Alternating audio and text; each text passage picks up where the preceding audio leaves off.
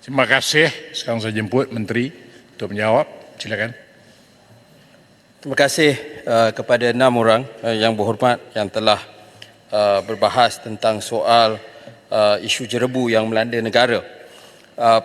Dan saya faham tentang soal kebimbangan yang disuarakan dan kita tidak boleh menerima masalah jerebu ini sebagai menjadi satu norma kepada negara kita atau kepada rantau kita. Itu yang saya fikir menjadi pokok kepada kesaan-kesaan daripada rakyat yang juga turut disampaikan oleh wakil-wakil rakyat tanpa mengira parti pada hari ini.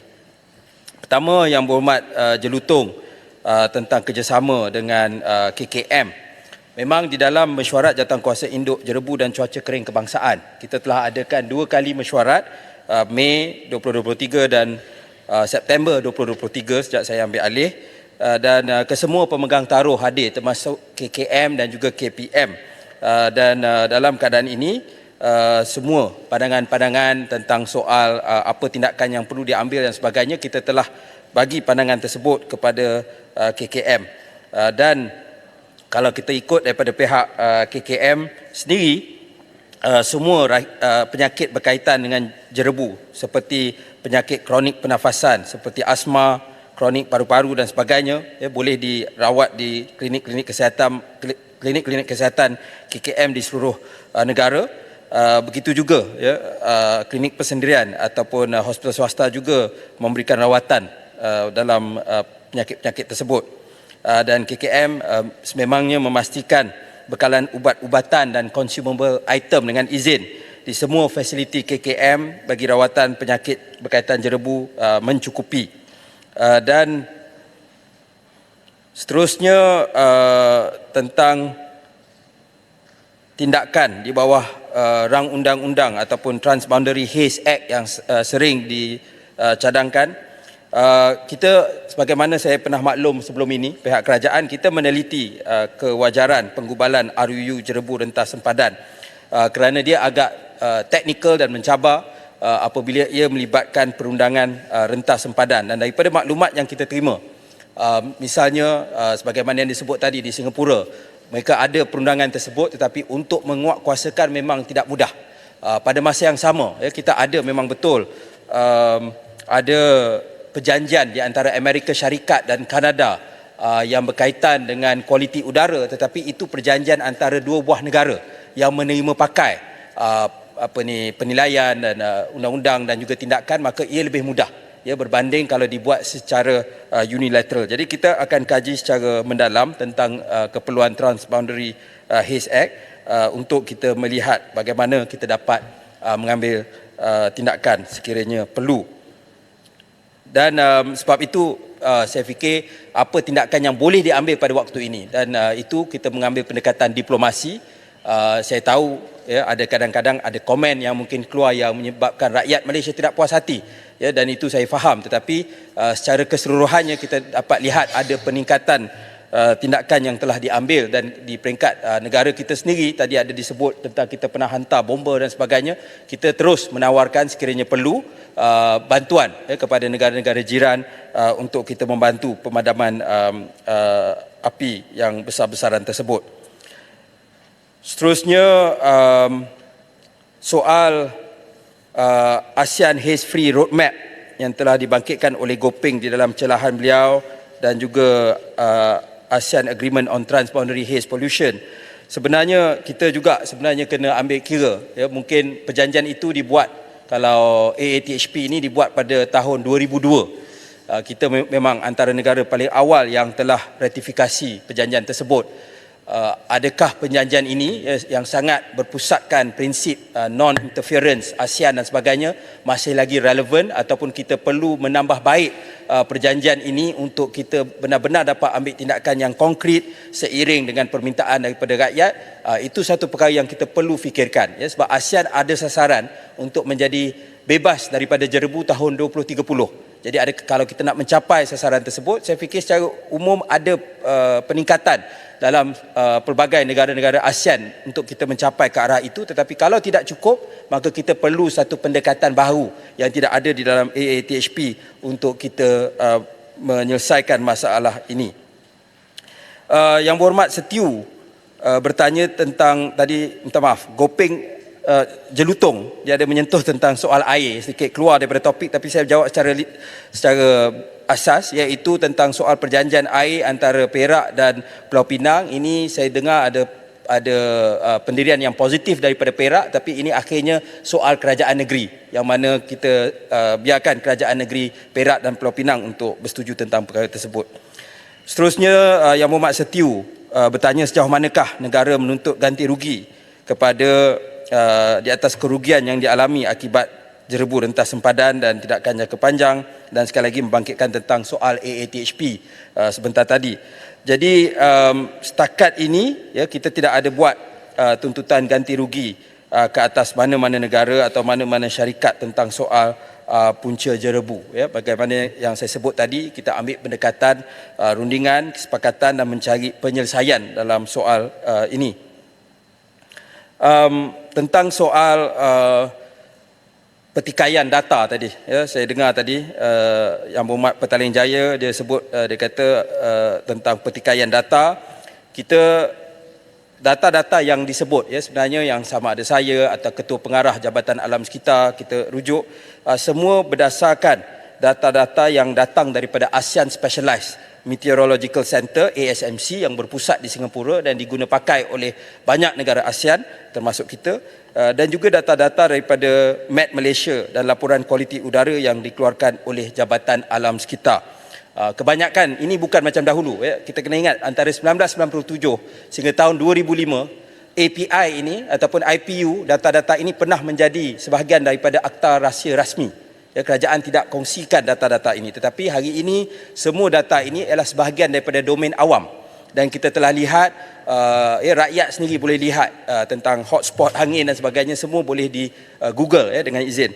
Jadi sebab itu kita menggunakan rujukan-rujukan ini, dan saya akan mempertahankan ya, kenyataan-kenyataan yang dikeluarkan oleh Jabatan Alam Sekitar dan Met Malaysia ketika kita menyebut tentang soal hotspot dan sebagainya. Minta mencelah sikit. Ya. Saya rasa mungkin pihak Menteri telah pun salah faham. Yang saya rujuk, data tu memang tidak dipertikaikan. Cuma dengan data yang begitu komprehensif yang kita dapat kumpul dan umumkan, mengapa masih ada state of denial dengan izin daripada pihak Indonesia? Sebab tu saya tidak kata Petaling Jaya yang pertikaikan. Apa tu yang saya mengatakan ialah apabila ada pihak yang pertikaikan tentang kesahihan data tersebut. Dan saya lihat kenyataan yang dikeluarkan oleh jurucakap Kementerian Luar Indonesia apabila mengulas tentang surat yang kita telah hantar kepada mereka lebih terbuka, dan dia menyebut tentang tawaran negara kita untuk cuba membantu dan bekerjasama di dalam menyelesaikan perkara tersebut. Jadi saya fokus kepada perkara tersebut, dan kita akan tetap kita tidak akan sorok daripada data yang kita ada. Seterusnya tentang Yang Berhormat Kuala Nerus bertanya tentang pembakaran terbuka di negara kita. Jadi saya ingat saya ada sebut sikit dalam ucapan pembukaan saya, di mana sehingga 30 September 2023 pada tahun ini ada 3,922 aduan kes pembakaran terbuka yang diterima oleh JAS. 80% melibatkan pembakaran sampah sarap. Dan dari tindakan penguatkuasaan JAS telah mengeluarkan field citation sebanyak 493, notis arahan 137, compound 41, penyediaan kes siasatan, dan dibawa ke mahkamah jumlahnya 6. Ada 2,000, hampir 2,800 kes di dalam pemantauan JAS dan 1,171 aduan pembakaran yang dirujuk kepada agensi lain.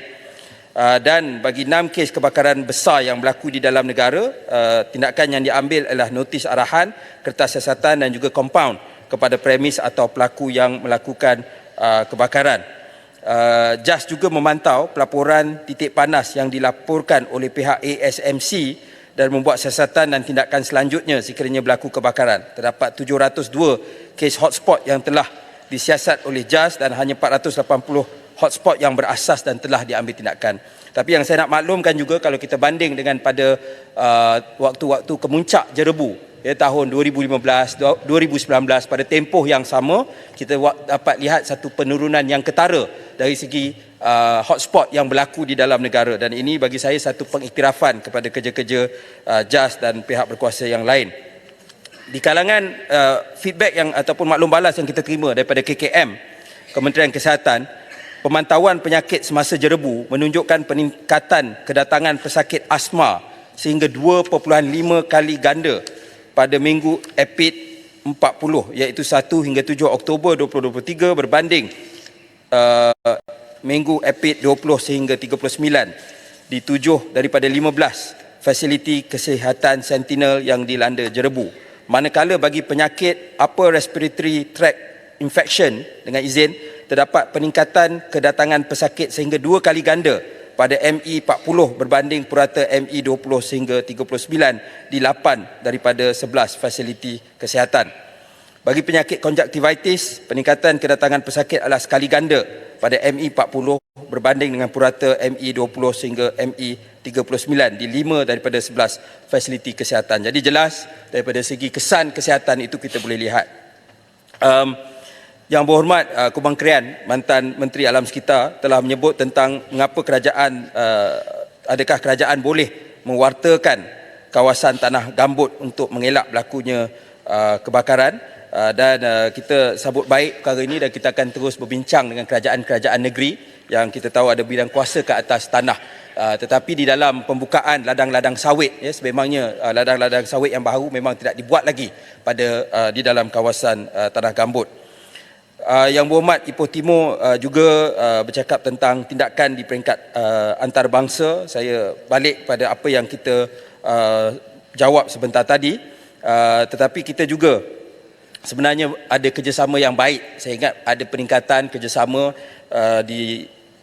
melalui Kementerian Luar Negeri dan juga melalui Pejabat Perwakilan Malaysia di Pontianak dan Pekanbaru, yang mana kita adakan perbincangan bersama syarikat berkaitan Malaysia di Sumatera, Riau dan Kalimantan. Dan juga malah pada September 2022 malah Wakil Pekanbaru bersama perseorangan terbatas telah mengadakan program kembara pencegahan kebakaran hutan dan tanah Malaysia yang melibatkan kunjungan ke kawasan peladangan, latihan kebakaran dan kunjungan ke sekolah dasar swasta Kuala Lumpur Kepong KLK yang terletak di kompleks peladangan yang sama. Terkini pada Ogos 2023, Pejabat Perwakilan di Pontianak bersama FGV Kalimantan telah menyumbangkan sebanyak 6 unit pam air bagi membantu mencegah dan memadam kebakaran hutan di Kalimantan Barat sekiranya berlaku. Jadi dari segi kerjasama, kita telah lihat satu kerjasama yang baik di antara pihak kerajaan Malaysia, pihak syarikat-syarikat Malaysia di sana dan juga pihak pemerintah Indonesia di pelbagai peringkat. Seterusnya, Yang Berhormat Jerantut bercakap tentang soal penggunaan data-data dan memastikan data-data ini sahih supaya tidak timbul insiden diplomatik. Jadi sebenarnya macam disebut tadi, kita menggunakan data-data daripada ASEAN Specialized Meteorological Center yang diterima pakai di negara-negara ASEAN, dan kita sendiri memang menggunakan itu sebagai sandaran, dan kita tidak ada ragulah terhadap data yang ada di peringkat kita. Dan seterusnya, tindakan kolektif di bawah ASEAN Coordinating Center on Transboundary Haze Pollution. Penubuhan pusat ini baru dipersetujui oleh ASEAN pada Ogos 2023 dan ia akan mengkoordinasi maklumat jerebu dan melaporkan semua kejadian kebakaran dan titik panas di rantau ASEAN. Sebelum ini, ia diselaraskan secara interim oleh Sekretariat ASEAN. Dengan penubuhan ini, ia akan menyokong pelaksanaan penuh perjanjian ASEAN mengenai jerebu merentas sempadan dengan lebih efektif dan berkesan. Tentang soal apa tindakan proaktif oleh KKM telah mengeluarkan kenyataan media pada 2 Oktober 2023 tentang penjagaan kesihatan semasa jerebu, terutamanya warga emas, kanak-kanak, bayi, pesakit kronik pernafasan dan jantung, ibu mengandung untuk mengelakkan aktiviti luar dan memakai pelitup muka bersesuaian apabila terpaksa berada di luar bangunan. Dan pada masa yang sama, kita juga telah kalau ikut pelan tindakan jerebu kebangsaan juga, kita telah minta pihak Kementerian Pendidikan juga sentiasa memantau keadaan IPU yang terkini untuk memastikan nasihat yang sewajarnya dapat dikeluar kepada sekolah-sekolah di kawasan yang terbabit. Terima kasih. Baik, terima kasih Menteri.